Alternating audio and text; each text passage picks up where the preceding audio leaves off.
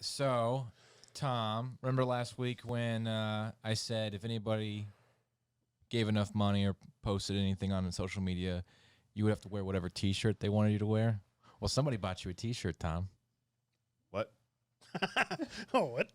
Huh? I don't remember this. Was this an agreement? What is this? You gotta put this on. Hold that up. Put hold it that, on. Hold that up. Oh, you Put it on. fuck you piece of shit. I'm gonna find you and I'm gonna light this shit on fire in your front yard. No, say something nice to our audience. Thank you. There you go. All right, that's cool. That's all we needed for this part. Thank you. Bullshit. All right. I'll try and link those tonight Okay. sometime. Well, should I wait till the podcast comes out?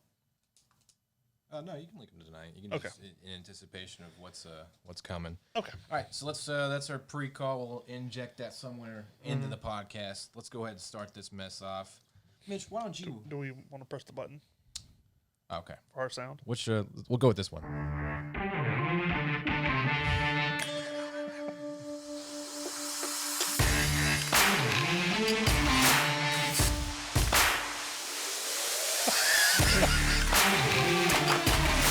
Don't. I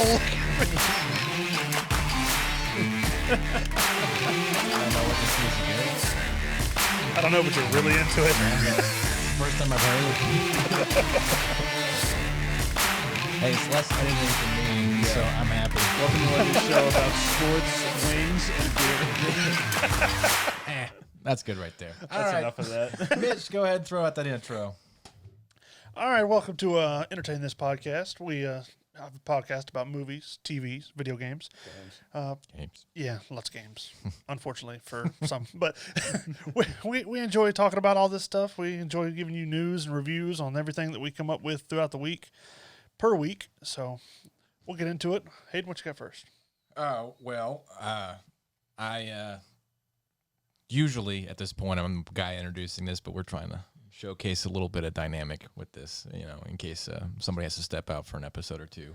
So I always have a little quip or anything to say, because you guys do. You do social media, and now Tom does Gaming streams. There you go. So take it away, Tom. You see that nice little segue, that deferment? Right? A little alley-oop. All right, take it away, Take Tom. Soon in the coming weeks, we're going to be streaming on Twitch, which we can do live. Also, we're going to start editing all of our clips together and doing YouTube videos, which will be on the same channel as all of the podcasts, so you can watch it. Also, if you have a Twitch account while we're streaming, you can comment and make fun of us about how bad some people are at video games and how That's okay. I'm good for it. some of us are somewhat better. Yeah, we won't be putting our videos on the podcast outlets because listening to video gameplay probably isn't that exciting. I was saying on the YouTube, so you like the gameplay where you can watch it. Yeah, We, condense it and edit instead of just watching it. I mean, all if you live. want to listen to some buttons clacking and people cursing every once in a while, we could put it on the podcast. I don't know. That might be a thing. It might be an idea. No, we're not putting it on the podcast. All right. Cool. Thanks, Tom. You're welcome, Hayden. Mitch, what do you got for us? Social mediums. Our social mediums, Mm-hmm. we have our Buzzsprout. On Buzzsprout.com, we're just Entertain This. You can search it. On Instagram, to look us up, you just type in entertain.this. We should be one of the first few that pop up. On Twitter, we're at this.entertain, so you can just respond to us straight on Twitter. On Patreon, we're patreon.com/entertain.this. You can look at the tiers that we offer. We should have some more content coming up there soon. Then on Facebook, we have our Facebook page, which is Entertain This, and then we have our Facebook group, which is Entertain This Podcast. That we try to keep up. We have more conversations on there than we do the others, just because it's easier to go back and forth and talk with people. It is, but the only caveat to the issue with Facebook is some people don't want their real names listed off when we talk about them in the podcast. So we refer to them by their first name, or if you want to come up with like your Twitter moniker or something like that, we can use that instead. So don't feel compelled to like hide your identity. We got you. So, looking at you, Anthony Pezzarezzi. I mean, I'm sorry, Pez 6969. All right. I guess also our Twitch account is entertain_this. Oh yeah. We'll make sure that all those graphics are linked up. Cool. So this is episode 15. We've made it 15. We can almost drive, guys. Did you know we could count that high? Yeah. I'm not gonna lie, I cheated. This episode is top 10 Oscar-winning adapted screenplays. Heavy stuff. We had a guest speaker we called in and did a pre-recording with, and his name is Michael Lucker. He's a screenwriter who's worked in Hollywood. He's adapted screenplays. He's written screenplays that have gone to Disney, and he's done production work with the likes of Steven Spielberg. So I hope you enjoy that guest speaker when we get him on here in a minute. Hello. Hey, Professor Lucker. Hey, Hayden. How are you? Good. How about you? You in Florida? Yeah, just pulled in. Sorry Okay. I missed your first call. Get the dog inside. Get settled. You're good. You're good. So we're actually recording right now, and if you're okay with it, Okay. we'll just jump right into it. Sure. Okay, cool. So this is Michael Lucker, screenwriter. He's worked with the likes of Steven Spielberg and other people in the past. I know him as Professor Lucker because he taught me in college. I'd like to give you a platform to kind of talk about yourself for a minute and explain screenwriting and how you kind of came to be with it, if you got a moment. Sure. Well, thanks for having me, first Absolutely. of all. How long do I have to tell you my spiel? Because there's a lot of spiel. Oh, yeah. As long as you need, sir. Absolutely. I'll give you the quick and dirty. Okay. I grew up in Georgia, writing songs for girls I had crushes on who wouldn't give me the time of day. And then from then I went off to then I started writing articles for the school paper in high school. And then somebody said, you should write a play in high school. And I did that. And then people said, you should go to college and you should study writing for film and TV. And I did that. And then I went out to LA and tried to become a writer and quickly found I needed a day job. And so I sent out 100 resumes to everybody I wanted to work for. And yeah, I got a job working for Steven as his assistant. Wow. And then I left there and worked in creative affairs for Disney. And then I quit that job and went and became a full-time screenwriter and moved to the beach and wrote about 40 scripts for different studios like Disney and DreamWorks and Paramount and Universal and Fox and Margaritas and keyboards. And yes, one would like to think. Yeah. Right. Right. And then I got sick of LA because I don't know if you heard, there's a lot of traffic out there. I have. And there's a lot of smog and earthquakes and drive-bys. And I frankly, I miss the South. I miss nice people, and I missed seasons, and I missed leaves underfoot. I hope Atlanta's a little bit better than LA. It is in 1,000 ways. There's probably a few ways LA's got a leg up on Atlanta, but for the most part, I'm an Atlanta boy. I can't shake it. It keeps bringing me back, Yeah, well, especially with the film community booming as it is now in Atlanta. So. Yeah, it's been exciting to be a part of that, and certainly help on the creative side.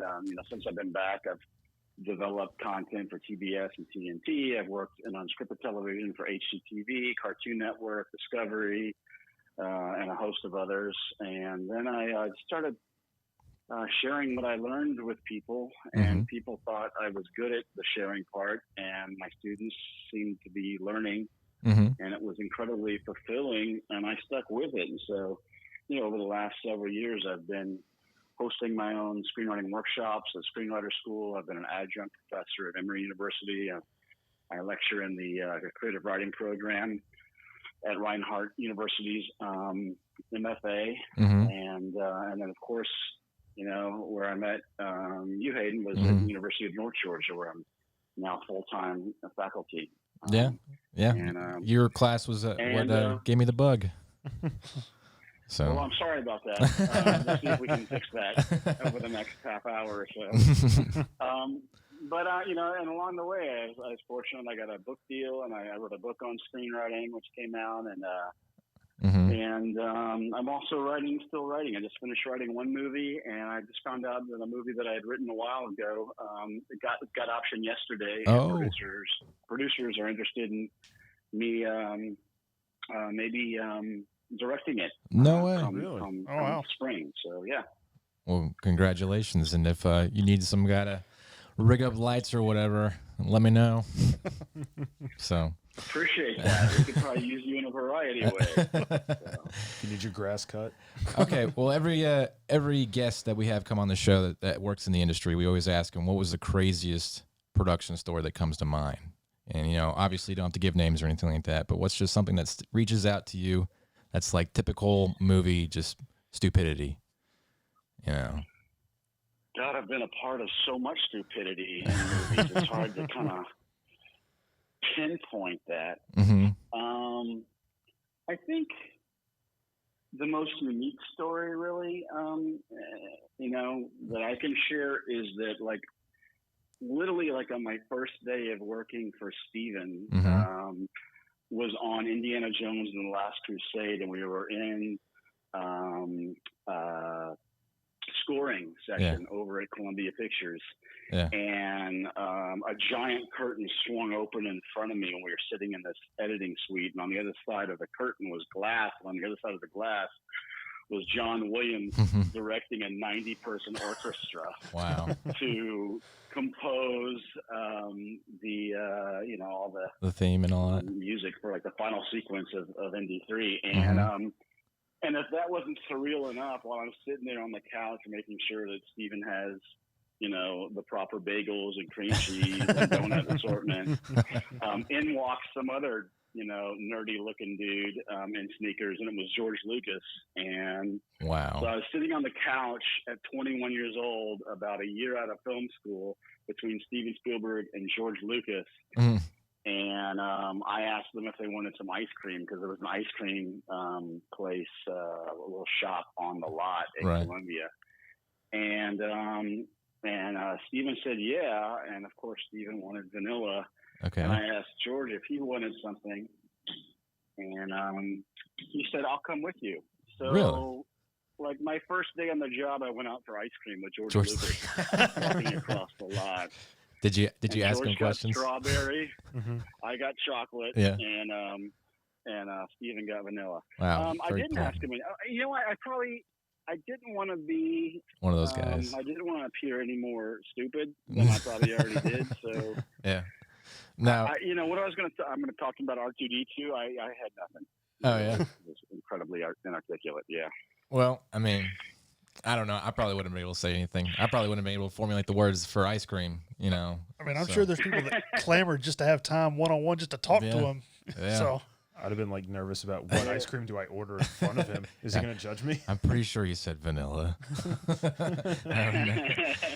But I just tried not to screw up the order. And the funny thing is that once we got it, George stiffed me with the bill, and I had to pay. All that money made you pay. So he could have just bought the ice cream store right there. Yeah, right. He could have, yeah. He could have. George can buy whatever he wants. That's awesome. Sure. You got ice cream with George Lucas. There's very few people that could say that. You know, I feel famous just by knowing a guy that's done something like that. So, okay, so we asked you to come speak on the show because we are doing a top 10 Academy Award adapted screenplay list, and you are the subject matter expert in screenplays. You've written them. And you have movies produced by your screenplays. So let me ask you this. What makes a good adapted screenplay as far as people like fans and the Academy and everything? What constitutes a good adapted screenplay? Sure. I've actually adapted quite a few screenplays from books, from biographies and autobiographies. We work with some incredible novelists. Yeah, and feel free to name drop your work. No, that's not really my style, but okay. I will say that they're all different, you know, and they all have their own inherent challenges. A lot of times, if you're adapting an autobiography and working with the actual author whose life it was about is so close to all the things that happened to them that they have a difficult time separating themselves from the book, and certainly the book from the screenplay. And as you know, I mean, many novels are, you know, run 350 pages, and a screenplay is 120 pages, soaking wet, Right. double spaced. So Right. there's a lot of choices that need to be made. Yeah. And I think those that are good at adapting screenplays are able to recognize the strengths of story and the powerful tenets that'll help create really a great movie experience for the audience. I think those people who go to the movies and are disappointed by what they see, having read the book, it's because sometimes the choices that the screenwriter, the adapter made were not as strong as they could have been. Or sometimes it's just because there was too much in the book. And it's difficult to try and condense trim into 2 hours. So would you say that finessing the story, maybe changing some minor plot points here and there to still give off the general feel, the general consensus of the story at the end is necessary, and that could be an attribute to making a good screenplay from an adapted story? Or do you say as much accuracy as possible? Well, it's a good question. I just taught a screenwriting class on adaptation, and it was a short adaptation. And one of the things that I tried to impart on my students was, look, you have a responsibility to deliver an engaging, 3-act story that works as a film. Right. And you have to make a lot of difficult choices. So a lot of times it's departing from what was relayed in the book, and sometimes it's not usually departing from the essence of what was in the book or the essence of what happened, but it's usually just cutting and consolidating to find the right tent poles to kind of hang the story on. Okay. That helps. Yeah. Okay. So more or less just finding those good points and then building off of them as best as possible. Right. While trying to keep it. We don't. Go ahead. You're right. I'm sorry. Trying to keep it true to what actually happened. You're not creating other things, essentially. Right. You are just consolidating from what actually took place and taking the highlights. Would you say it's pretty consistently a nightmare to work with people that are living, and consultants, for their biopics or stuff like that? Or, from what I've understood, some people can be kind of hard to work with. It can be difficult sometimes, depending on how connected they are to it. I worked with one gentleman who was special forces during Vietnam, and he led the largest raid in the history of the war to rescue hundreds, literally, of villagers from the Viet Cong. And I was trying to take his 350-page book and turn it into a really compelling, memorable, strong, true story. Right. But if I talked about there being a bullet that was different, or a gun that was different, or a person that was different from what actually happened, he still has his military spine to him, and so he would not let me deviate at all from that. The one thing, this is an example of how you can take a little bit of creative liberty, is he was a young man when he went to war, and he had no love interest at home, and there was really no reason for him to come back, at least from the audience standpoint. Wow. There was no one waiting for him. He didn't have a close relationship with his family, and so I was like, we got to create some kind of emotional spine, otherwise it's going to be like you just running around in the woods, firing at people. And why are we rooting for your character to make it back? And so what he shared with me was there was a reporter that he met while he was there that he had a crush on, and I think there was one Vietnamese waitress that he met, and there's a couple other women along his way. Not to say he was whoring himself out, but along the way he was a very subplot he's going quite on the there. Gentleman. Yeah. Right. Well, that's what we did was we took the best of the moments he had with these different women, and there really was only 3, but we made it all one of the women. It was the reporter. Yeah, the combined so character. That way, so that way, there was a moment for them to connect, and in the first act, build a relationship in the second act, and ultimately, a reward for him making it out alive. Yeah, see her again in the third act. Military guys are notorious, and I can speak on their behalf because I'm in the military, but they're notoriously difficult about, sticking to the facts. Like, no, it's got to be this way. Like, I know Clint Eastwood went through a lot of hell when he adapted American Sniper and stuff like that. So I could only imagine, and, good luck with that. I hope it works out. I'd love to see it. So. Well, you won't be surprised. I mean, we wrote a great screenplay based on his book and had it set up with producers, but in, I guess, typical military fashion, and you can comment on this, Hayden? I can. He was not pleased with the speed at which the project was moving along. He wanted it to go much quicker. And so he pulled it away from everybody and said, no one can have it. Wow. And it was too bad because there was a great director, a great DP, great producers, financing. He had me as the writer. He had posters made, and I mean, he was putting together a cast. We were putting together a cast, and he was very. Did he have any experience? Stringent about it. Do you have any experience in film up to that point? No, he had a book and a dream. Well, I mean, then he's a dummy. I'm sorry. You got to do what you got to do to make the movie. And if you can't roll with the punches and everything's not going your way and you just back out that minute, I'm sorry. Right. Well, and he wrote a great book, and he's actually a great man and a great soldier, but he was just very opinionated about this particular project, which is unfortunate because I think it had, it still does have the potential to go forward. They all are. All the good soldiers are very opinionated. So, I'm either. Maybe that's what makes them good soldiers, right? Yeah, maybe. Well, okay. Last question. Favorite adapted screenplay? Do you have one?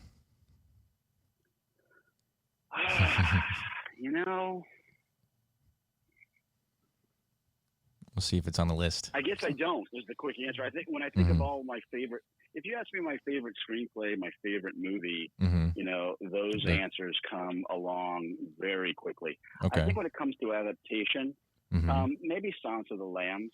Oh, yeah, it is on the list. Just because it was a huge book, and it was adapted into a beautiful screenplay that won Academy Award for Best Adaptation that year, and just the delicacy and nuance, and strength and tension and power that Ted Talley and gang were able to craft around Hannibal and Carice is just unlike anything we've ever seen before. Right. And frankly, it's unlike anything we've seen since. Yeah, I think that out of all the Hannibal franchise, that's definitely a standalone. There's nothing that compares to it, And so you've read the book too. You'd say like the screenplay does a good job of just promoting the book while not exactly taking every little baseline from it. I've looked at chunks of the book. Oh, okay. I have not read the whole it's a girthy book.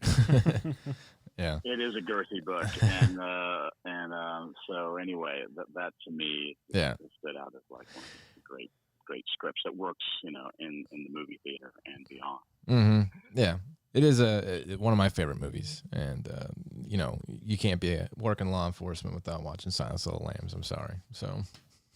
Right. So. Right. Well, Professor Lucker, aka Michael Lucker, thanks so much for the phone call and the insight. I'll reach out with you after this and get some more information. We can talk about what exactly you want to share from you to the audience. So, happy to. Thanks for having me. Yeah. Is there any one last platform you want to say? Any promotions or festivals or anything like that coming up that you want to talk about before you go? Well, I'll just share that if anyone's interested in learning how to write a screenplay, I do teach workshops outside the university system. It's called Screenwriter School, and they can go to screenwriterschool.com, or they can follow us at Screenwriter School on Facebook.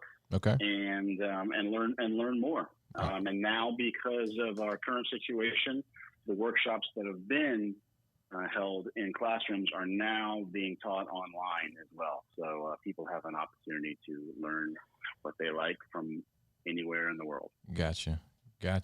We'll be sure to link all of those sites that you just gave us. And thanks so much for your time. I really appreciate it. My pleasure. Thank you guys for having me. All right. We'll hang out again soon. Hope so. Take care, Hayden. All right. You too. Bye.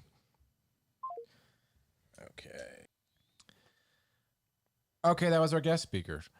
I hope you guys enjoyed him. Again, here's all of his social mediums. And we'll make sure that we talk about it. Yeah, we did that seamless transition there. So I was like, what's happening? Did I black out for a minute? no, Where am I? I Is guess this in my house? I'm pretty sure what we talked about planning for this, the rehearsal or whatever you want to call that. We made it all up. Yeah, where I said we're gonna pause for a moment and I'm gonna dub in the speaker stuff to cut them in, and then but whatever, that surprised I him. was not paying attention, All right. obviously. Look at that. Neither was Mitch. Yeah, we didn't know exactly what you meant, but now we do. They're learning. All right, cool. So let's talk about news and reviews. Every episode, we find some news on TV shows, video games, and movies, and we all review one of those mediums as well. This week, Mitch, you had news and reviews for Games. All right, take it away with your news section first. All right, well, with our news, I couldn't find a whole lot about new games coming out that we haven't already covered. As far as like the more popular stuff, but I did look into the new consoles coming out for mostly just the PS5 and Xbox, and comparatively, they're pretty much the same. I mean, Xbox has a slight edge as far as like the technical demographics go. The only difference, like both of them have an 8-core. Now, let me be frank. Yeah, I don't know what this means. If you care what a teraflop means, and it's not some girl that you knew in college or whatever, then Good old teraflop. But anyways, the PS5 and the Xbox Series X, they're both going to have an 8-core AMD Zen 2. Yeah, that's the thing. Yeah. The PS5 is going to have an 825 gigabyte hard drive. The Xbox Series X is going to have a 1 terabyte. They're both going to be up to 8K capabilities. The graphics it says gigahertz. It's PS5 is a 3.5, Xbox is a 3.6, so not really anything different there. 0.1 is better. Yeah, I mean it's not much different. I mean, the only thing I don't know if PS5, I don't know if they're gonna do like Xbox where their PS4 games carry over. Yeah, that hasn't been announced yet. Yeah, because I don't know that. Probably means there's some issues with that. So Most likely. Yeah, so but I mean, I know Xbox, any kind of Xbox game you have now, or leading up to the release, should be able to transfer over without having to pay extra. So we'll see. Put your headphones back on, Tom. I don't want to. Because you're gonna walk away from the You're microphone. not my real dad. Yeah. So what I understand is that Xbox will be better for streamers. Okay, it'll have better streaming capability and gameplay sharing capability, Which we'll need. Yeah. Yeah. So for us, that's great. Considering we all have Xbox and don't have PS5s. If you're just an average Joe Schmo gamer that wants to play the newest version of whatever game that comes out, then it doesn't matter. So there you go. That's the official Entertain This review on the new specs. Do whatever you want. There you go. Do what makes you happy. You should too. If you don't, you're wrong. What game did you review, Mitch? I reviewed the Power Rangers Battle for the Grid. Mm-hmm. So have this game. Yep, it originally started out as a mobile game, probably I think almost 2 years ago, Okay. where it was kind of one of those like rock paper scissors, like you pick a move, the other person picks a move, and it's like one will cancel out the other in like a little triangle kind of. That sounds exciting. But they've moved it to I guess about a year ago they moved it to. I was being sarcastic. Yeah. Yes, we know. Yeah. What else Because is new? you don't know anything about kids, brands. Yeah, you don't know anything about kids. You have two of them. You don't I've know. only reproduced twice. I'll have you know. Yeah. Yeah, you don't know anything about them though. No. The nostalgia of the Power Rangers, you're just left out on that. I watched the evidently. first season when I was a kid. Yeah, and then you just became something boring. Yeah, I just grew up overnight. But anyways, this game it came out on console about a year ago now, where it's almost like a Street Fighter-esque kind of like back and forth where It's not as brutal as Mortal Kombat where you see blood everywhere. Mm-hmm. But you have the Street Fighter kind of the back and forth with the each character has different moves or whatever. They have their special move. They have like a little bar at the bottom where they can build up to a bigger move and things like that. They have tons of characters. Like they have some of the good guys, some of the villains, and then I mean you can choose whoever you want to fight. But I was kind of disappointed about the selection though of Rangers you can be. Yeah, it was small. They've come out with their own seasons for the stuff, so they're adding characters as they go. Now, like the mobile version, it had around 200 characters now, where this I think it has maybe 20. Yeah, something like that. But I mean, they're building as they go. They adapted the story from the comic books, where basically Tommy it's like almost like he never became a good guy. So the Green Ranger never became good. He stayed bad. You actually read the comic books? I actually did read this one, yes. Oh, okay. But he stays bad, and basically he's trying to steal all the morphers from all the other like versions of the Power Rangers, all the other dimensions. Are they like radically different than the TV shows, the comic book? They're a little darker. Yeah. Okay. Like I mean, in the comics, he's killed the Blue Ranger, he's killed the Black Ranger, Racist. he's killed the Red Ranger. Yeah. He enslaved the Pink Ranger to where she's like an assassin for him. Womanizer. He's a piece of. I didn't say the whole word. I think people get the gist of it, though. Go ahead, Mitch. Go ahead.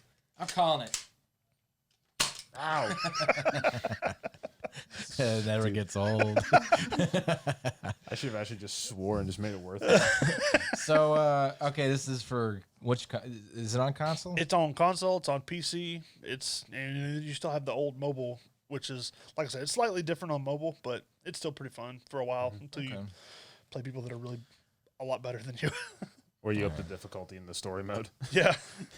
Okay, cool, exciting. Well, there you go. It's neat to be all the different characters. And it is multiplayer, huh? Yeah. Yes. So hey, if you're really into Power Rangers for some reason and you want to play with another nerd, this guy will play with you. We have one. I mean, they have Reach out. they have a whole league where kind of like a Mortal Kombat. So. All right. But it's Power Rangers. It's better. Yeah. All right. Hey, there's video game news and reviews. Tom, what do you have for us this week? I have a yellow notepad with words on it. So a you nice want the news? Yeah.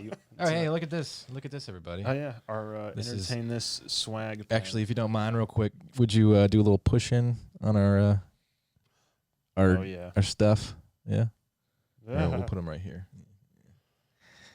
Take your time. Can you read the words? I mean, Just a little bit. Okay. I'll push it a little bit more. Just throw the pen at the camera. All right. So yeah, hey, throw some money at Mitch, and Mitch will throw a pin at you on our Patreon. In fact, Sam and AJ need a pin. They do. Okay, so that's gonna happen. All right, cool. Dropping stuff. There was our shameless plug for merch. There you go. Back to Tom. Tom. So for news, there was talk of a revival of a Star Wars show that was in production. They had scripted 40 to 48 episodes. Right. Completely done. They were just waiting for money and production. Star Wars show is called Underworld, which was to take place between episodes 3 and 4. And there was some test footage that got leaked that was pretty decent. There was a lot of action, a lot of dark stuff going on, very violent. Would have been really cool. And this is about a year or two before George Lucas sold Star Wars to Disney and his soul. Yeah. And ruined it for the rest of us. Okay. So there was talk that they're going to try to, explore it and bring it back, especially since the success of The Mandalorian. So Dave Filoni is the guy that basically made Clone Wars, the show, and Rebels, and all that kind of take off. And I don't know. I know he had some creative influence on The Mandalorian, but he's kind of a really good character builder. Like you give him a character, and he can, mesh it out to make it more fascinating. That's what he did so well with Clone Wars and Rebels. He also did he did a good bit of Avatar, The Last Airbender. He was a writer director on that too. And that was a good show. It was a very good show. I'm actually enjoying that on Netflix with my kids right now. There's your unofficial Entertain This review. Watch it if you want to. So Or don't. Yeah, or don't. It's a free country. It for is. now. Actually, there's some other news for you. The reason why Netflix has that on the Last Airbender on their streaming service right now is because they're planning on doing a live action, but with the creators of the show actually. And not that nonsense. No, not the M. Night Can we Shyamalan movie. You don't want to go with the live action version? Just incorporate that into a TV series? No, they're why not? doing it for realsies, you know. For so. realsies. Yeah. All right. Well, there's another little tidbit of entertainment news. Anyways, back to Star Wars. Dave Filoni, I think he would. I think he would do this well. He would do it if he was attached to it. Nothing's confirmed yet. Yeah. But he's also like one of the few people that still work in the Star Wars, ongoing franchise with George Lucas. He still uses him as a consultant, and he'll talk openly about that. Most people don't. Which all these scripts were created with George Lucas, where the writers would go meet at his house like every couple of weeks and bounce off their scripts, and he would give them feedback and everything. Now, and approve a lot of it. So this show came out where in the prequel trilogy? Where were they developing it? Was it before Episode 3?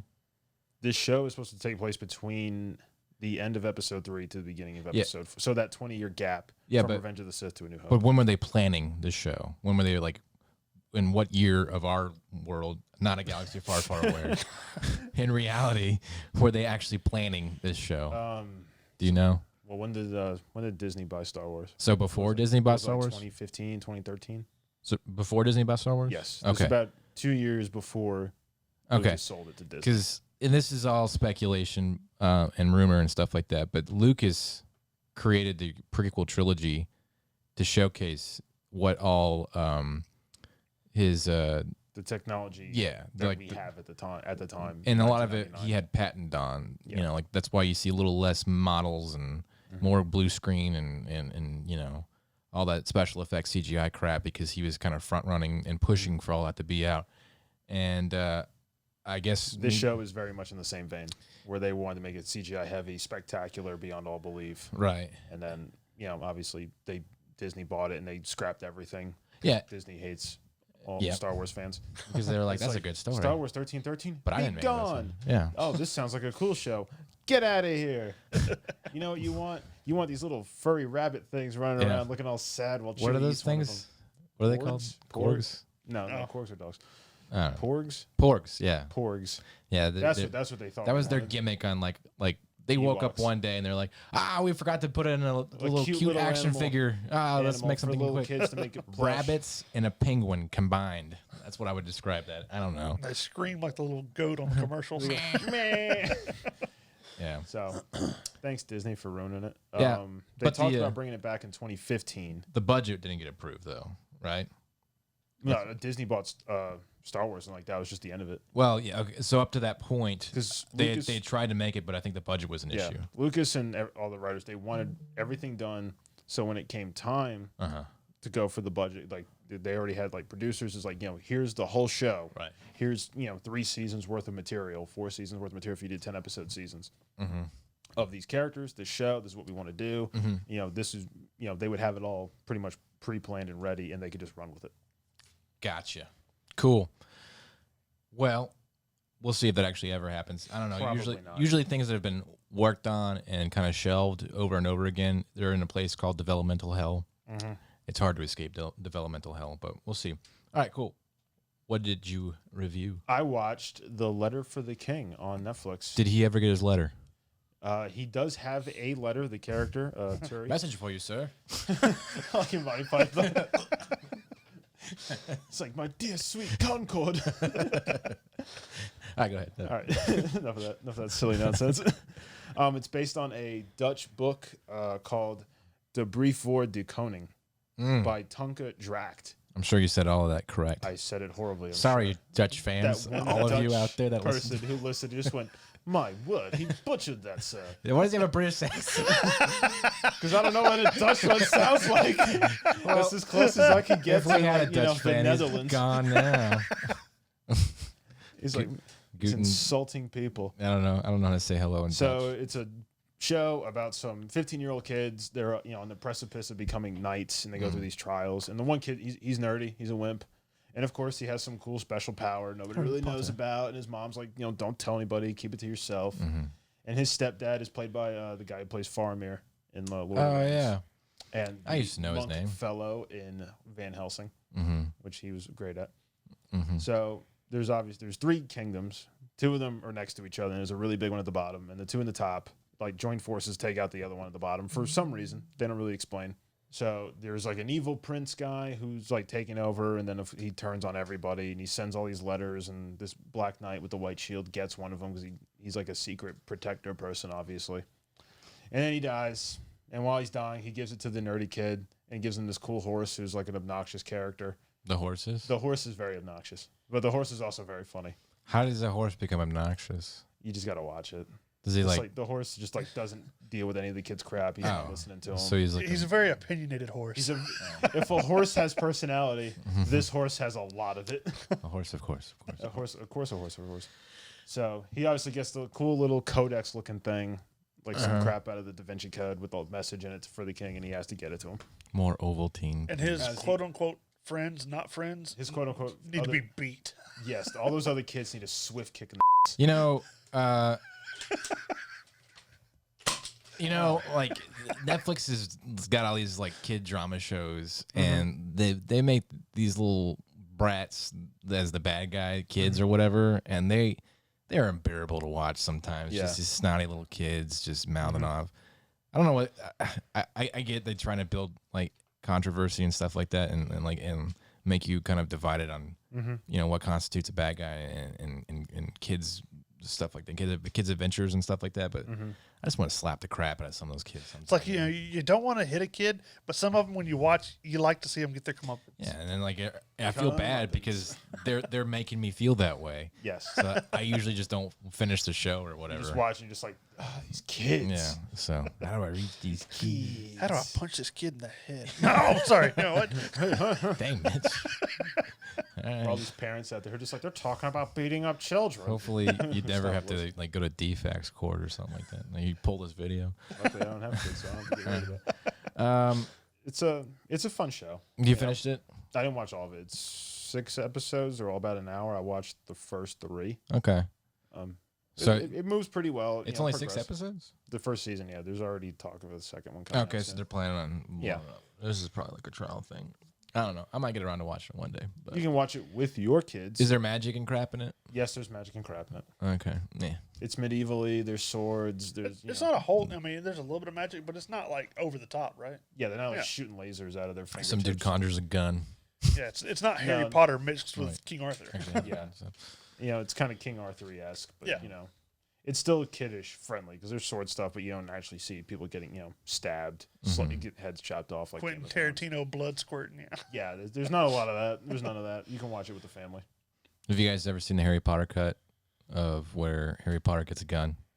It's a really short movie. I've seen the Potter Puppet Pals one. Yeah. Shoot him. Shoot it. They hose them with they got like little Uzis, and, and it's like, man, that was easy. Voldemort, you can't Riddled with bullets. say Expelliarmus or whatever as fast as somebody can pull a trigger. So, I mean, those guns, 900 rounds a minute. no. All right, cool. There's your news and reviews for TV shows. I have movies, and let's talk about Awkwardly mine. pulls that out. Yep. Where he pulls out his book. So, hey, guess what? No. Do you guys know who Scott Derrickson is? Nope. Nobody really does. He's this He's not guy. a real person. He was going to direct the Doctor Strange movie. Oh yeah. But instead, he quit developing that because he butted heads with MCU.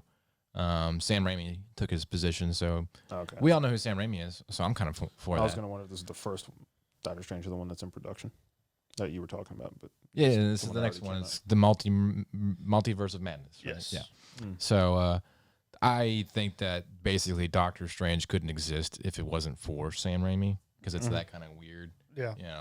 Like it's a very niche category. yeah, and to have those two powerhouses of weird combined, it's either going to go horribly wrong or horribly great. But that's not my news. My news is actually about Scott Derrickson directing the Labyrinth sequel. A sequel. Like the David Bowie movie? Yeah. Really?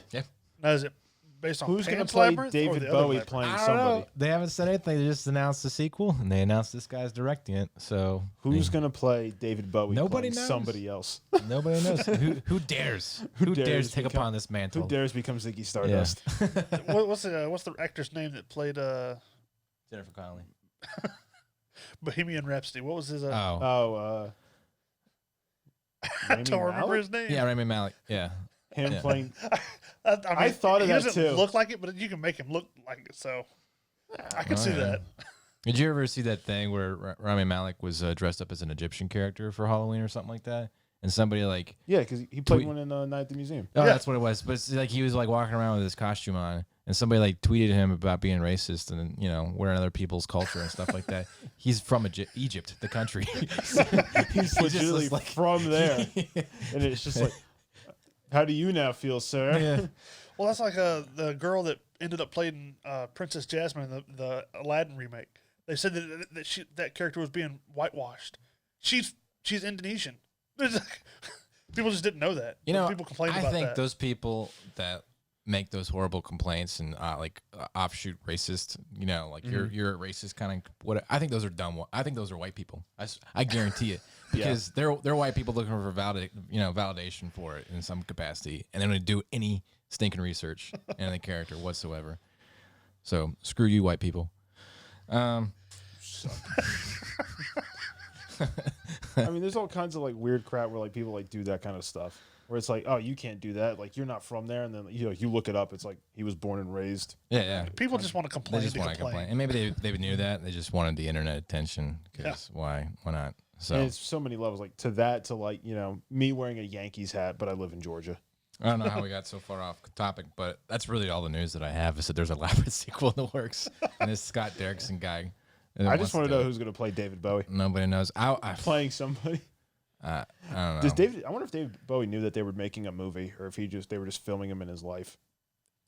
Well, I'm Just sure. filming him walk around his Just filming. apartment. That's like He what just he didn't thinks. question. There's all these puppets and stuff. Oh, there's some more news about that. I think that Jim was his Henson's life. company, his daughter. I can't remember her name, so Jim there it Henson's is. daughter, Yeah, she's on this. Little Henson. She her company and Brian Henson, Jim Henson's son, they're going to be doing the puppets. So there are guaranteed puppets for the Labyrinth too. I mean, Good. unless they just hired them for something else. I don't know what else they would do. So To make the person who plays David Bowie feel confused. yeah, Why are there puppets here? I don't who. I don't know who. Okay, here's a great question for the audience. All right, who do you think would be a good replacement for David Bowie? Since he's not around anymore. We'll put that question up on Facebook so you can answer if you have an A opinion on David Bowie puppet. What's his name? Jareth? Jareth is the Goblin King? Jareth the Goblin King. Who's going to replace Jareth the Goblin King for Labyrinth 2? And so we'll see. Mitch is writing it down, so it's official now. It's Entertain This Official. We're gonna copyright that term, Entertain This. Like that one YouTube channel that got in trouble for doing that. What was that? Something React to? Wasn't that the thing that somebody got in trouble for? that. I don't I know. don't remember. All right. Well, there's my news. Now my reviews. I watched The Wrong Missy. The movie sucked. Moving on. It was bad. It was bad. It was bad. It was a Happy Madison, Adam Sandler's production company. Oh. And you know that they've been striking out a lot lately. All you had to say was Happy Madison, and I was like, I it was mean, probably crap. like they were so on it back in the day. I don't know what's going on now. I don't know why they can't make a good movie. Adam Sandler can make a good movie. Uncut Gems was good. I enjoyed that movie. Yeah, but his track record before that. But it's a serious movie. And it wasn't Happy Madison, I think, making that movie. I mean, a broken clock is right twice a day. So, but Like, what are we talking about here? I mean, I think Sandler needs to go away from like these over the top comedic stuff, Yes. just to like general comedy. Like you hit like the Just Go With It with Jennifer Aniston. That was funny. well, let me just throw out the premise. So, David Spade, a straight-laced David Spade, not a Joe Dirt David Spade. I don't like that kind of David Spade. Well, I mean Black Sheep and Tommy Boy David Spade. All right. So, that David Spade, it goes on a blind date with a Melissa, and her name is Lauren Lapkus, and if you saw her, you'll recognize her from stuff that she's been in. And she's been in like Orange is the New Black and stuff like that. When she goes all method and goofy for her ridiculous character, she looks like Mr. Bean, like a spitting image of Mr. Bean. You know, I didn't think about that, but now I do. yeah, she does. I'd have to watch this movie just to see that. I'll put their faces right next to each other, but And then like put them over where you can't tell it. It just looks they like are the Mr. same Bean in person. drag. But the short of it is that she went to the blind date. He was obviously a horrible date because she's crazy. So he escapes, meets another girl whose name is Melissa. They exchange numbers. He's in love with this other Melissa. He goes on a retreat for his office party, whatever. I don't know what he does as a job because they go to Hawaii and they get like this amazing resort. And yeah, it must be an amazing job. I'll be more preoccupied with other things than trying to hook up with some chick, but that's besides me. So he texts the wrong Melissa. Yeah, to go on this retreat, and the hilarity ensues, if you want to call it that. With the crazy woman. I'll put it to you this way: Who the he ends up funniest falling part, for, I'm sure. the funniest part in this movie was Rob Schneider, if that says anything. He hasn't been funny in a long time. Exactly, and Rob Schneider, yes, Making copy. it's so stupid. 20-something years. He's been So riding stupid. the coattails of that. The funniest part in this movie is Rob Schneider gets weed infused shaving cream, and he just won't stop rubbing it on his nuts the entire time. So that was it. That's the funniest part that made me giggle. I did like the very beginning when he encounters the wrong person at the bar, Mm-hmm. and it comes into contact with Roman Reigns from WWE. Oh, is that what that guy was? Yeah, that was. Okay. He's The Rock's cousin, She but calls him Aquaman. he's about that size. He's David Spade trying to stand up to him. It's like that's Yeah, not David a good idea. Spade's like 4'5". It's like a little kid like trying to David fight Spade, an adult. what is up with his hair, man? He looks like a lesbian from a distance. He does. He's got this like swoop thing going on, and this old haggard, beat up leather face. I feel Ellen bad for the DeGeneres guy. without makeup. Like David Spade, he needs to cut his hair. He needs to cut his hair. I wouldn't say this about anybody, but he looks like a girl from a distance. I know at his age, he's got a lot of identity crisis going on. Now I gotta So look. yeah, I'll throw that up there too. All right, there's my news and reviews, and we got to hurry up and get to this list. We also got to talk about a certain thing. what certain thing? Punishment review. Shut up! Shut up! Oh yeah. I Well, was trying to be quiet. let's go ahead. I had to watch T.J. Hooker, and I chose to make Brandon have to watch it at the same time. So I'll throw a little blurb of that up there too. it So, starred. How was it? It starred William Shatner The In shit. Man. in the early '80s, Yeah. and he's this rough and tough mystery man, kind of. You Cop. say early 80s, but keep in mind he's in his like 40s or 50s in this movie. True. Show. Yeah, he's an old guy. But it took place in the early He's '80s. got an obvious showing gut and everything too. The tightest uniform they could find. they show him running, and he's like, next corner, like around the block. Oh yeah, we'll get to the running here in a second. Yeah, but buttons are bursting off his shirt. but his character, My he's God, won a Spike. Medal of Honor. He's got commendations, and he's been disciplined for violence. That's what you find out in the second episode. He's a good cop on the edge.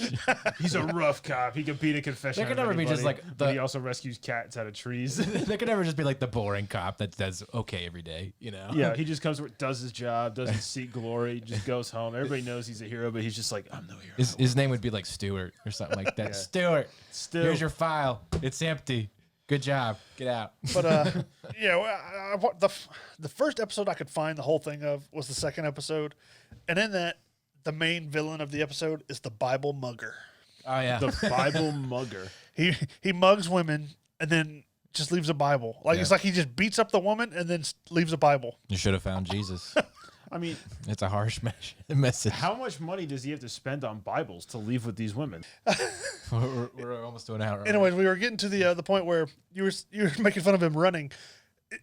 He has to chase this guy down on foot Yeah. at some point, and this guy's like sprinting away. And every scene, it looks like William Shatner's like in a hurried, like kind of jog. Like he's got to really go to the Velma run. bathroom. And this Velma guy, run. this guy will like run through the scene, and then you see William Shatner come around the corner chasing him. And every every time. He stays the same distance, but this guy you can tell is running way faster. It's like This dude's like a it's like gazelle marathon track runner. no, it's like Lord of the Rings where the Fellowship runs and you see Gimli in the back, like obviously not keeping up, but they cut to like show progressive time, and somehow he's still in the back losing his lead on the. He's just like, so is it like that? Yeah. Shatner's like the Michael Myers. Like, no matter how fast you run, he's going to walk and keep up. and he's just like, my God, Captain, the man, he runs so quickly. How on earth will we catch him? Talk about the bit where he like has to tell his family that their daughter's dead. So there's this woman that winds up in the morgue in like the 3rd episode. No. And He has to tell a family their daughter didn't make it.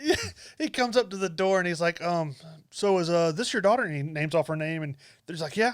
Well, we found her. She's in the morgue. And then he looks at the stepdad from something his daughter said that, about the girl not liking him. He goes, and it's your fault. So he tells them they're Bedside dead. manner is on point. So he basically just shows up and goes, is your daughter Alice Stevenson? Well, she's in the morgue. Beat me up, Scotty. And it's all your fault, Dad. All right. It's like, geez. What about the weird trivia you read on this stupid show? Well, I got one other scene I want to talk about. Okay, one other scene. Hurry up. Where he jumps on top of this little short bus that he's chasing. Somehow he's running, keeping up with the bus. You got the bus ride He jumps on top of the bus. It's a short bus with nuns in the back. for some reason.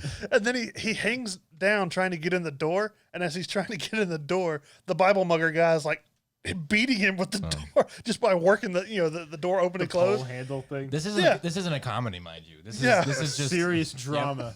And I could just picture Shatner sitting going, out, Mike, get out, son. He's just like hanging in the door getting beat by him. Yeah, and that's then he's trying to amazing. kick the guy's hand the whole time for like the Bible mugger. it's like a 5-minute scene of this happening. But yeah, we'll move on to some of the stuff that I read about it. But it said that it's not unofficially in his contract, but he requested that all his on-screen girlfriends be between 19 and 25 years younger than him. Yeah. Well, he was like 50 years old. He didn't want to work with anybody that wasn't that much younger. There's a scene where he's got his daughter, and I watched this one part where he's like trying to get information about the missing girl in her class, and he like has her like pinned up against a wall, with her in between his arms, and she's just like a schoolgirl like shriveling away, and I'm like, this is a little too convincing acting for William Shatner right now. So, yeah. He's doing this a little too well. Yeah, he really knows how to womanize, that's for sure. But Well, then, and like most cop shows, they're kind of loose on when it comes to like laws and procedure and stuff. oh yeah, There's one scene where he's got this guy like cornered in the interview room, and he's like, "You can't leave. I'm not giving you a lawyer. You got to tell me what's happened, and you got to tell me what happened now." Yeah, It's like, dude. he like finds a Bible and uses that to get a warrant to enter a church. Yeah. So okay. Yeah, Hollywood. You'd have a lot of hotels to search too, but Hollywood. All right. And did you know that if you grab a suspect by the arm, they automatically give up?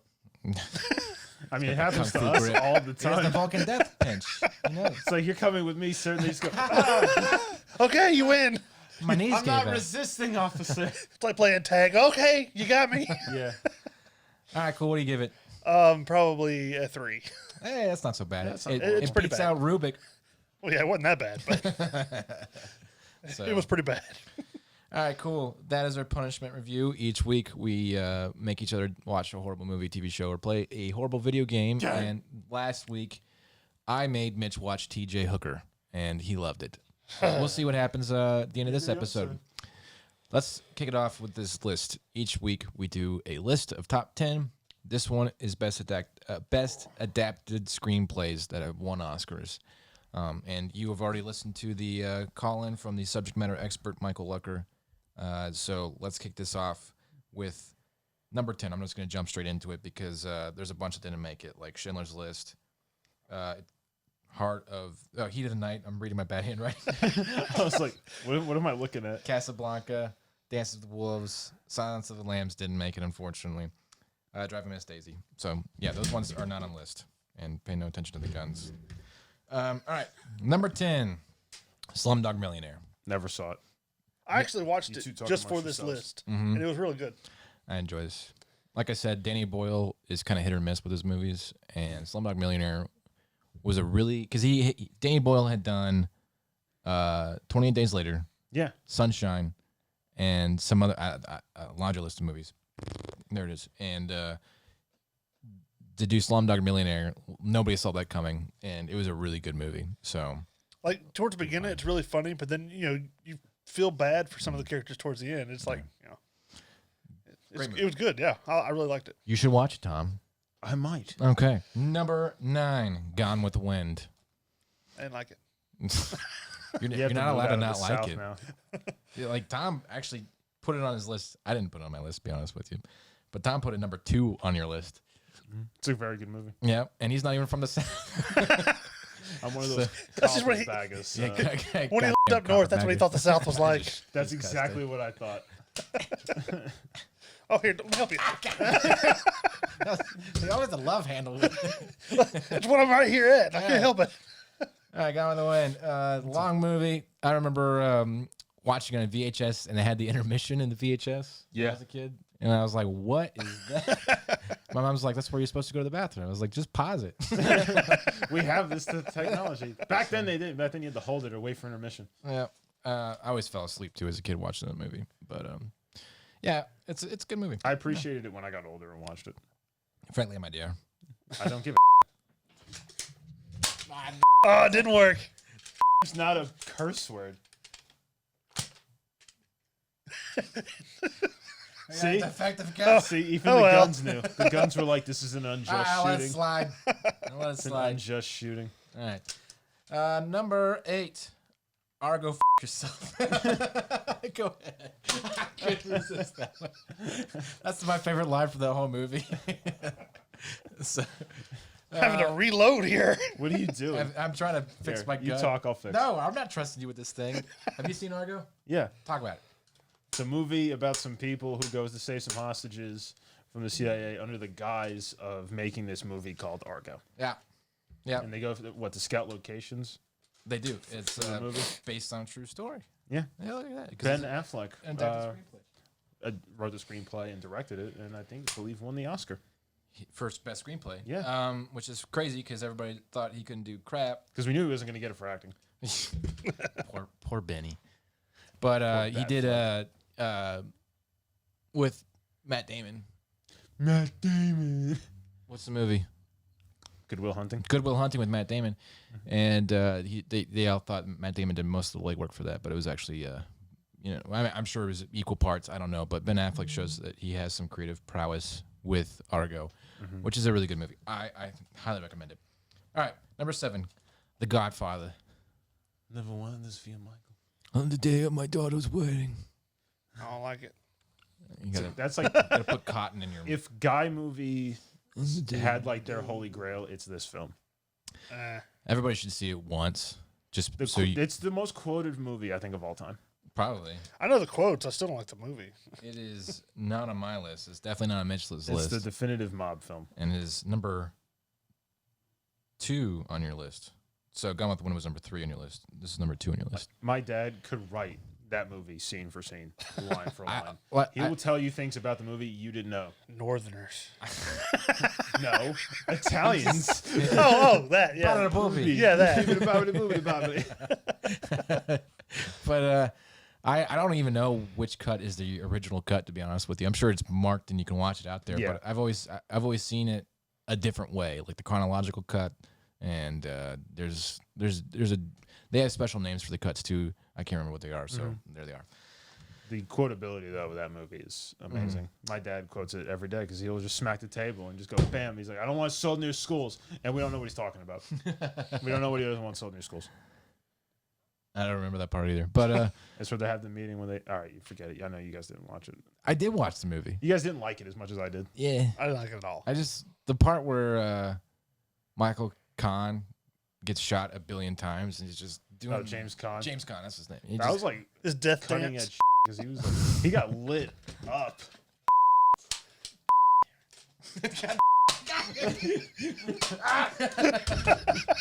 That's so dumb. It was like Newton's cradle. It's just like bam, bam, bam. All right, I like being on this side. Godfather is a good movie. Number 6, One Flew Over the Cuckoo's Nest. One of my favorite movies ever made. It was pretty good. I'd never seen it until you showed me. At the end, He has the shining face. I like how the Indian doesn't talk the entire movie. Native American, sir. Yeah, okay. How dare you? It's a good movie. Nurse Ratched, one of the most evil characters ever to exist, and I work with a couple Nurse Ratchets, but Yeah. We do. it's a great movie. Mitch, talk about it. Oh, okay. Well, you have what's his name? Jack Nicholson. Yeah, that guy. Mm-hmm. He basically does he commit himself or does he get committed? I can't remember. I think he goes in lieu of prison time. Okay, yeah. He gets committed and then he finds out everybody else there Yeah, like like- committed themselves. Yeah, I mean he's sane. He's just I guess pretended so he could get put there instead of jail. Nah. And he finds out the other people did not do the same. Right. See, some of these- some crazy people. Danny Yeah, they- DeVito's in this movie. He looks Yeah. like a completely different person. Yeah, I didn't recognize it until you So said anyway, it. I Such a started weird blasting. looking dude. Yeah, started blasting. Christopher Lloyd's in it, isn't he? Yeah. Christopher Yeah. Lloyd's a funny character. Yeah. So, all right, cool. Number 5, a bridge over the River Kwai between two spies. That was a throwback joke. All right, Bridge over the River Kwai. Great movie. Fantastic I film. put it at number 1, 2, 3, 4, 5, and Tom, you put it at number 5. Look at that. Yeah. It's a very, very good movie. It wasn't like that Harrison Ford's like first movie. Harrison Ford's in that movie. What's the one where they blow up the bridge? Oh, Force 10 from Navarone. I don't remember. But what's a bridge too far? Is that a movie? He's not in A Bridge Too Far. Harrison Ford is. No, he's not. Who blows up the dam in that one movie? Bridge over Terabithia. I don't know. If they blow up that's Force 10 from Navarone. It's him and Robert Shaw. All right. Because they played the same dudes from The Guns of Navarone. Played by Gregory Peck and Bridges of Massa County. David Niven. That's billboards. I Oh, watch yeah, more yeah. movies than they do. All right. Cool. Well, anyways, Bridge over the River Kwai. Tom, briefly in 10 seconds, what's this movie? This movie is about British POWs captured by the Japanese Empire, and they decide to build a bridge, and then American special forces try to blow it up, and some conflicts of interest happen. Yeah, mainly because the British people are very proud of their work, and even And though officers don't work. right, and even though the it's like conducive to the enemy, they're too proud to like. And then they realize their horrible mistake at the end. Yeah, I watched the 15-minute long trailer that was way too long and decided I did not want to watch it's the movie. old, therefore Mitch doesn't like it. Complete. All right, number 4, A Beautiful Mind. Anybody? Go I ahead. didn't see this one. No, it's a good movie. It's got you haven't seen Beautiful Mind? It's awesome. It's been a long time Russell since I've seen Crowe's best performance in my opinion. Going insane. Yeah, even better than the Gladiator. This is based off a true character, a true dude. I can't remember his name, so there it is. And he this is handy. Like Taking the liberties there. I do. Well, no, I'll make sure I hit it. But so he is this mathematician, and he was able to solve some of these like crazy complex equations that nobody could ever see because he can see things a little different. He has like insane pattern recognition. But he goes crazy because of it, and he tries to like he can almost perceive problems in the universe that people shouldn't be allowed to, and it makes him crazy. That he still caters to his hallucinations. He sees a friend and a girl, and Wasn't he stuff like a that. college professor or something Yep, like that? he's a college professor, and like eventually, like his students have to get to the point where like they just, Sure, okay.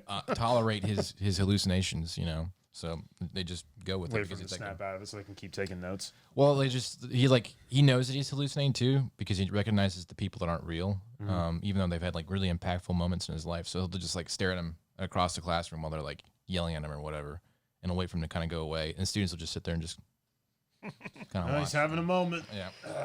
So good bathroom break time. All right, number 3, Forrest Gump. Who has not seen this movie? I've seen it way too many times, probably. Seen it a lot. My name's You- Forrest Gump. You audience member, listener who has not seen this movie, you're in trouble. Go watch this movie right now. This movie Lieutenant features, like, Dan! the worst character like ever, Jenny. Yeah, She is horrible. she's up there. She's Jenny. You didn't deserve Forrest. You can't see it here. Lieutenant Dan, you got legs. Are you stupid? But Lieutenant Dan, you ain't got no legs. Lieutenant, Lieutenant Dan, ice cream. I know that, dummy. That's my boat. probably. I think that's the most quotable movie ever. Yeah. No, The Godfather's like quotable. Bubblegum tramp.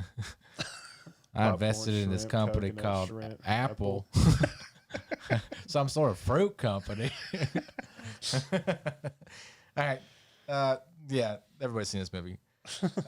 Number 2, The Departed. Are you a cop? Are you a cop? Are you a cop? Are you a So cop? this is Double cross of the double cross of the double cross. This is adapted from a Korean film. I can't remember the name of the Korean film. So, and the Scorsese got a hold of it to make an American adaptation, and man, did he knock it out of the park! Like, I'm sure the original story, I haven't seen the original film, was good, but like, it's got everything. The only I had thing, to watch it a couple of times. the only thing that I just laugh at is Jack Nicholson trying to do an accent for like all of 5 minutes, and then he gives up. Are you the rat? Yeah. So He starts doing the face, and everybody's like, "What's happening?"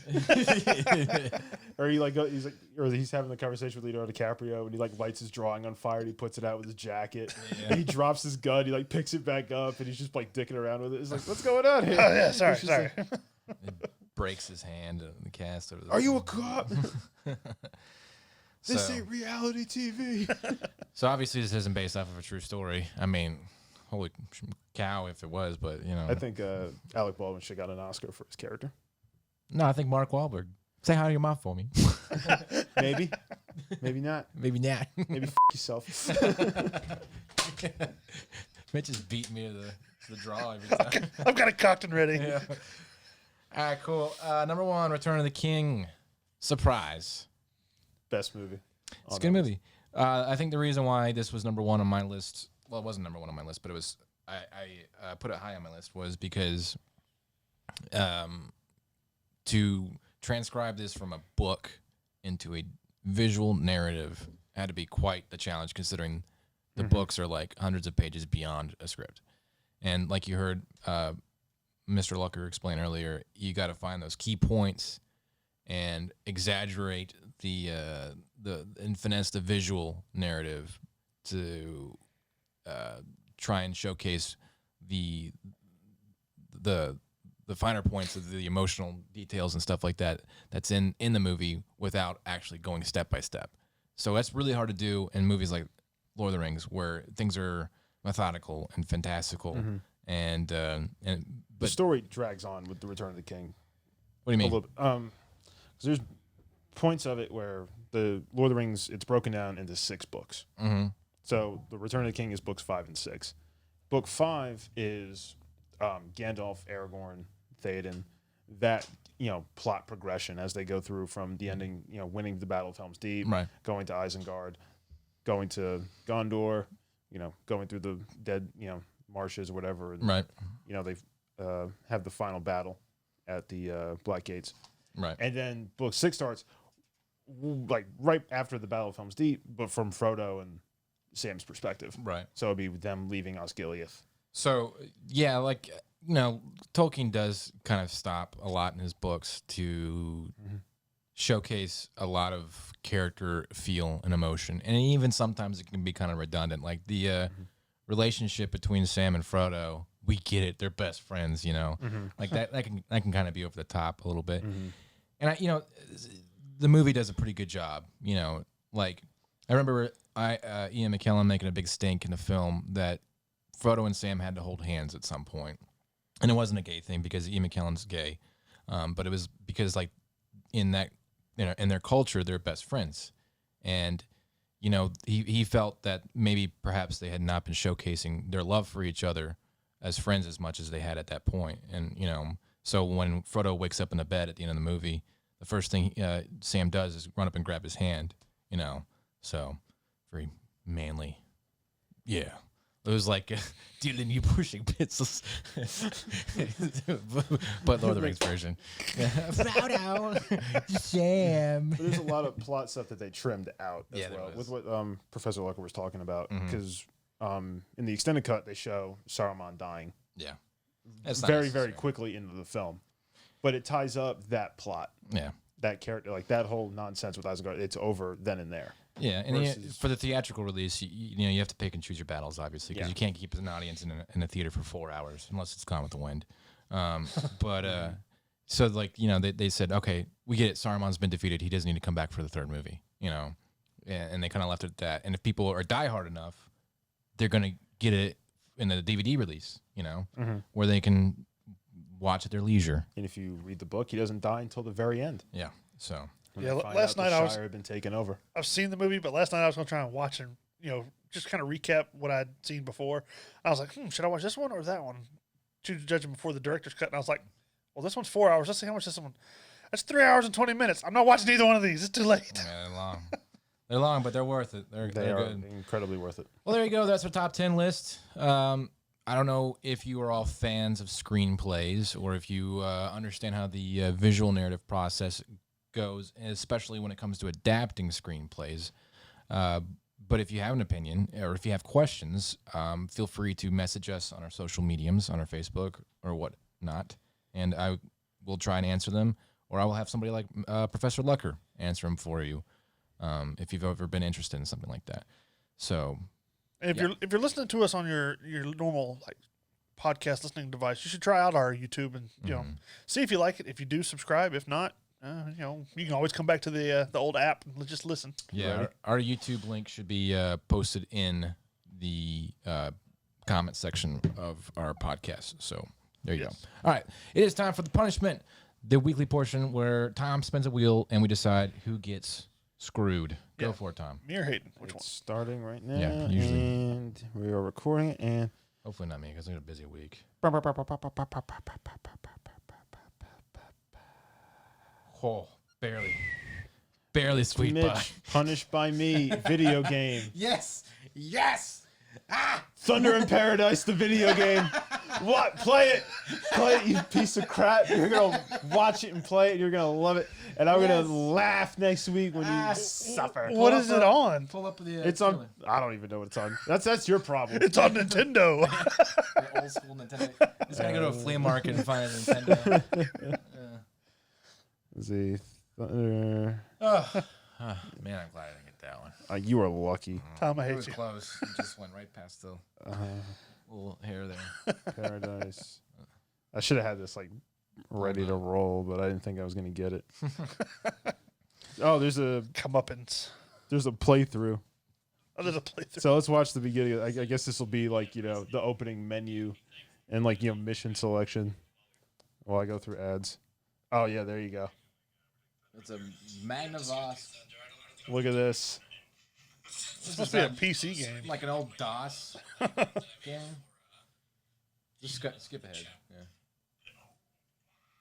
Oh, Ooh. Hey, Microsoft Paint. Philips. You know it's gonna be good at Philips. Yeah. Philips Media. Don't those guys make light bulbs? I think so. I think I own some of them. Cause I got the smart ones that change colors and The colors. light bulb people can definitely. Yeah, Terry Hulk Hogan.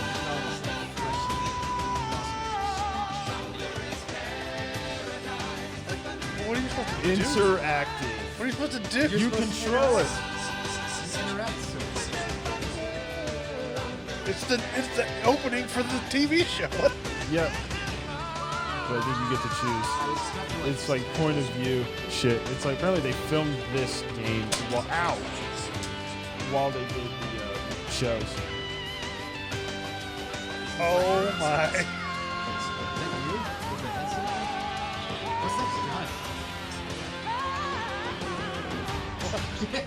I want there to be like health bars that pop up in the top corner. Fatality. Flawless victory. You just killed a guy. Let's see a shark jump out of that. So is there actually like gameplay? I mean, Yeah, what is this kid holding? It's good to see you, man. I don't know why is he got Apparently the that's how headset they. on. Yeah. Oh, there it is. Oh wow! Oh yeah. Oh man, so It's in predator interactive. mode. Oh, so cool. It's like those old Area 51 So yeah, games. that's what you're gonna play. Very nice. Everybody's on the move. Everything. Mitch has got another exciting week ahead of him. With actually, I think you've only been the one to be punished with video games up to this point, right? No, you got the soda drinker Oh, I did get Yeah, soda he drinker. gets and Duke Nukem that Yeah, you didn't really and play. Duke You just I watched. wasn't gonna spend $20 on that game. I'm sorry. All right, that is it for this week's episode. please comment and talk to us about what you guys want to hear, and we will curtail our next episode or the following more towards what you guys want. Probably not the next episode, but yeah. after that. Well, they don't care. They don't know. They don't know how we do stuff. They don't even know that we're recording next week's episode on Friday. So, I mean, God, it's only 2008. I mean, We have a all these day. years. yeah, it's only 2008. We're really like in our 50s right now. All right. But yeah, thanks again. And, Math did not add up. I hope you enjoyed the episode. Reach out to us. Say goodbye, Mitch. Hello. Say goodbye, Tom. Goodbye, Tom. And goodbye from Hayden. Goodbye. Bye, Hayden. Welcome to our new show about sports, wings, beer, and women. Wings, buffalo, beer, cold, sports, violence.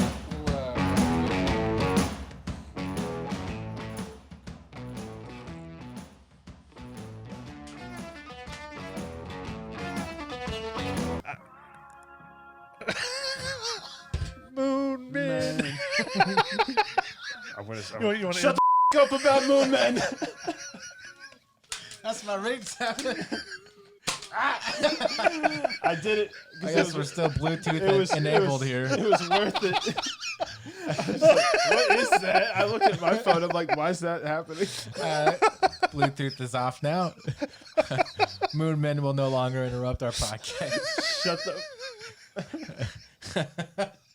That might be like an outtake kind of Do thing. you need your inhaler? Oh, sorry, that was funny. All right, go ahead.